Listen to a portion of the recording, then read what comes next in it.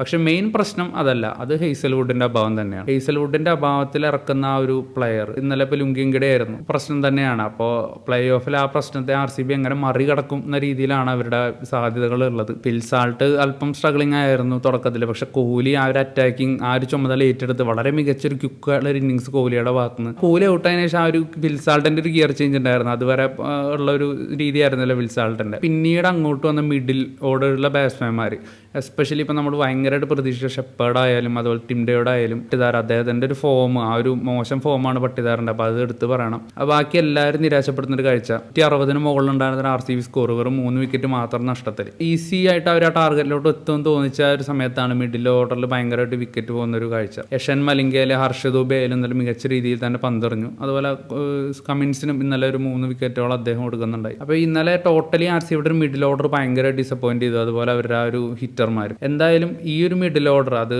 വെച്ചിട്ട് RCB play ഓഫിൽ ഇത്തരത്തിലുള്ള രീതിയാണ് തുടരുന്നതെങ്കിൽ വളരെ ബുദ്ധിമുട്ടായിരിക്കും RCBയുടെ കാര്യങ്ങൾ.